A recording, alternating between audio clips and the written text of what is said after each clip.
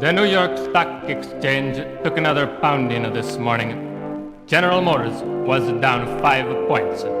Standard Oil off 5 1/4. Procter & Gamble was down 6.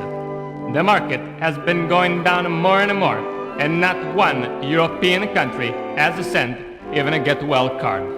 And not one country came to America's aid when many of its professional ball clubs was losing thousands of dollars every day.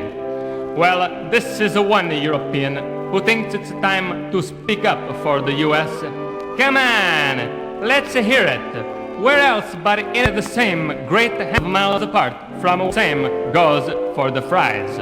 You know, when you think of England, you think of fish and chips. When you think of Japan, you think of raw fish. When you think of Iceland, you think of codfish. But when you think of America, you think of hamburgers. And everyone knows hamburger is better than a fish any day, that's for sure.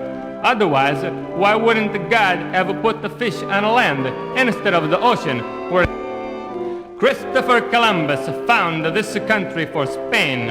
But when there was a blackout on your east coast in 1965, did Spain even send over one candle? I answered that question myself. No. And when America was having riots in Grant Park in Chicago in 1968, did your Canadian neighbors send help? No. Those brave Chicago policemen had to beat up all those young people all by themselves. I was there. I saw it. After this thing is all over, you should say nuts to Canada. And why don't you say nuts to Sweden too? Who do they think they are, telling you not to bomb somebody? If they ever get into a war, America has the right to say, if you're so smart, why isn't there a Swedish flag on the moon?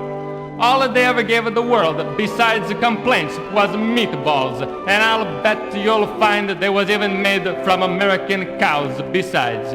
I'm telling you. The only thing the rest of the world ever gave America was the flu.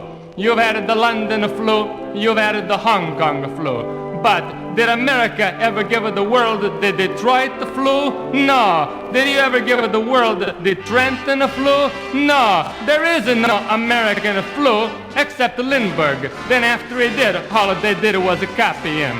And where is Mexico now that Lake Erie is polluted? Where are their pesos now? And finally, when Vietnam had the Civil War, America sent over thousands of men to help. But when the United States had its Civil War, Vietnam didn't even send one single soldier. Don't take my word for it. You can look it up yourself. It lasted 4 years, and they didn't send one soldier to help.